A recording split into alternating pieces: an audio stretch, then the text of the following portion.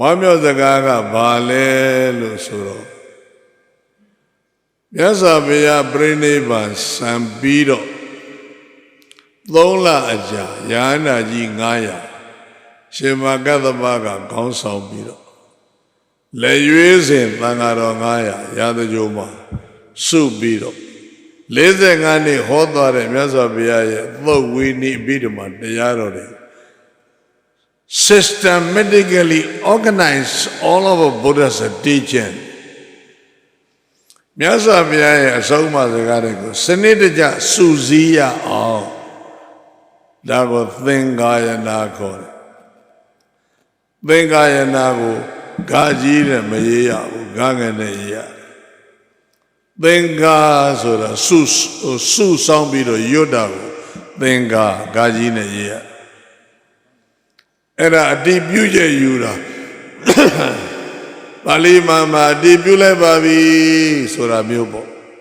သံဃာအစည်းအဝေး900မှာသံဃာပါဠိမှာကနေဘုရားစကားတော်တွေကိုစုဝေးပြီးတော့အတိပြုတဲ့ပွဲကြီးအဲ့ဒါလုံးမဲ့ရှင်မကတ္တဗကဒီလိုသံဃာတွေစုထားပြီးပြီဒါပေမဲ့သံဃာ900ဘယ်မှာနေမလဲနေရရှာရာဇကြိုတပတ်လေရာဇကြိုက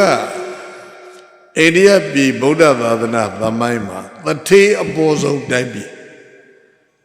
တိုင်းကြီး16တိုင်းထဲမှာမဂဓတိုင်းရဲ့မြို့တော်ရာဇကြိုကတထေးအများဆုံး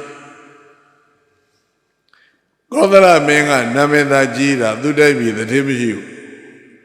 ဆင်းရဲသားတွေပဲများတယ်အနာရဘိန်တယောက်ပဲရှိတယ်အဲ့ဒါကြောင့်ငါတိုင်းပြည်တထေးမရှိလို့ကွာရာဇကြိုဘယင်ကိုတောင်းတယ်ငါစီတထေးတယောက်လောက်လွတ်ပေးစမ်းပါဆိုတော့ဗိမိသာရမင်းတရားကဝိသခာပေးလိုက်တာလှုပ်ထုံးနေအံ့ဩဖို့မကောင်းဘူးလားနော်အဲ့ဒါကိုထီးပြူဆောင်ပြီးတော့တထေးဆိုတဲ့ဘွယ်တူဂုံတူလက်မှတ်တွေကတ်ထားပြီးတော့ဘယင်ကဒီလိုချီးမြှောက်တာတထေးနဲ့လှုပ်လုံးမှတိုင်းပြည်ကတထေးဖြစ်မှာအဲ့ဒါဝိသခာပေးလိုက်တာဝိသခာကဒနေဆရာတထေးရဲ့သမီးဒနေဆရာတထေးဆိုတော့ရာဇကြိုတထေး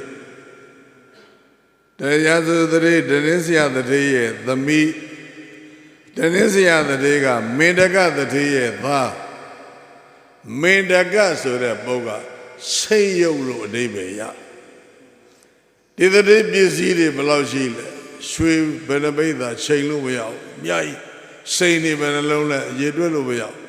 ဟာဒါဆိုထီးပြူဆောင်တထေးရာတို့မြေခွက်ပေးလိုက်ဒီတထေးကိုဝဲတော်မွေရဘူးဘယင်ကမြေခွက်ပေးတယ်အဲ့ဒါနဲ့တထေးရာတို့ရတော့အိမ်ဆောက်မလို့မြေခွက်ပေးတဲ့နေရာမှာပနဲ့ရိုက်ပြီးအုတ်မြေချင်းတူးတာမြေအောက်ကတင်းချမ်းပြီးရွှေစိတ်ရုပ်တွေတွေ့အဲ့ဒါမင်တကဆိုတာစိတ်ခေါ်ရွှေစိတ်ရုပ်တွေတွေ့လို့အဲ့ဒီရွှေစိတ်ရုပ်တွေကိုဘာတိုင်းမှာလှောင်ထားပြီးတော့အိမ်ဆောက်တာ